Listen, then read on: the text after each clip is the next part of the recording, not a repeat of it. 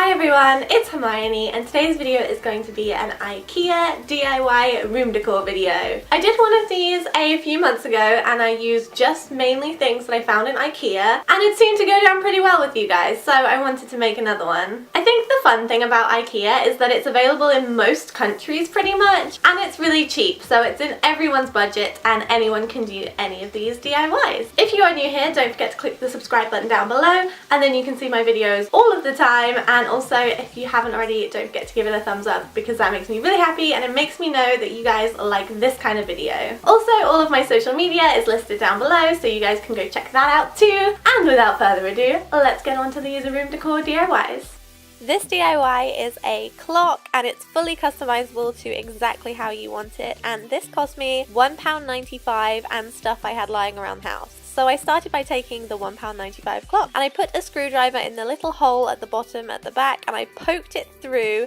This popped off the clear protective piece of plastic on the front, which I took away for a while, and then I popped off the arms of the clock, remembering which order they went in. That's really important. So I used some scrapbook paper and then used that front piece of plastic and drew around it because it's the perfect circle. I then cut it out, making sure it was ready to add to the clock in a minute, but the first thing I had to do before that was spray paint the clock. I then Mod Podged the inside of the clock and added that piece of scrapbook paper onto it, making sure that there was a hole poked through the center of the paper, of course. I then added the arms of my clock, which I also spray painted that gold color, and then I put the front back in place, and that's literally it. It's so easy and very cute, and it doesn't cost much at all to make.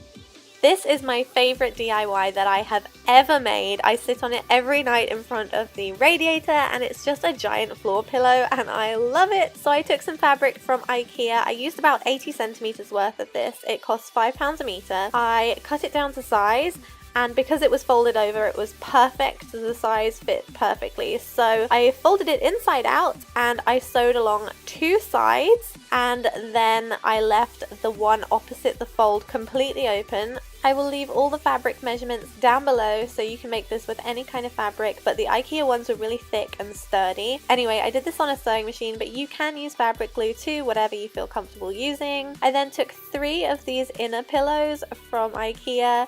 They were £1.50 each, and I took out all of the stuffing. I then added the stuffing to the pillow using that front opening that I hadn't already sealed up. That's why I left quite a big opening so that I could fluff up all the stuffing that was inside. So once all 3 pillows were in there, I fluffed it and I patted it down, and then I folded the sides of the opening over, as you can see here, to make a nice clean line. I used pins to pin the fabric in place down the whole side of this pillow, and then I took it straight to my sewing machine to sew straight up. Once again, you can use fabric glue or hand stitch this. Just make sure that it's perfectly tight and it's not going to come undone. Once it was all sewn up, I just threw it on the floor and I sat on it, and it's absolutely so comfortable. I love it so much. It really didn't take very long to make, so this really is my favorite DIY I've made to date.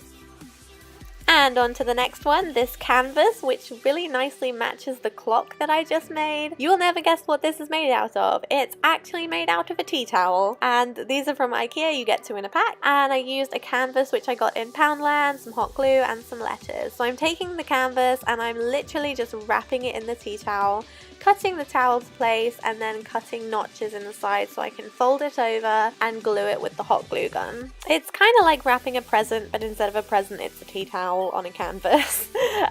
Basically just make sure it's really tight, and if you want you can iron it beforehand. I wish I'd kind of done that. And then I'm taking these letters which I got online from a scrapbook store, and I'm spelling out girl boss because it fit on my canvas and I really like that phrase. And once again, I'm just using the hot glue gun to fix those letters in place. This is just really fun because you can personalize the phrase, the colors, anything you want, and it was really cheap to make something that not everyone else is going to have.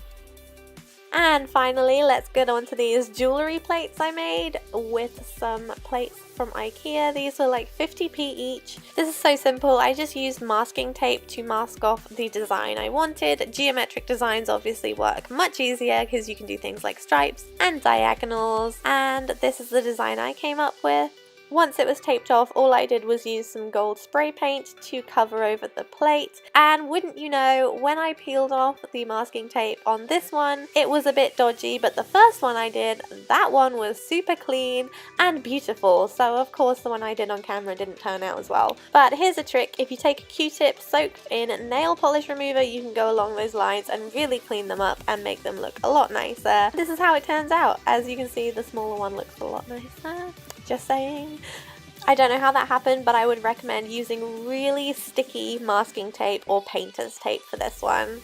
So that is everything I have for this video today. I was really pleased with how these DIYs turned out. I think that was some of my favorites I've ever made. If you like these videos, I'm thinking of turning it into a series, so please let me know in the comments down below if you like it, and I will make more. And also, giving me a thumbs up lets me know that you like it too, so don't forget to do that. And that is everything. I hope you guys have a great week, and I will see you in my next video. Bye!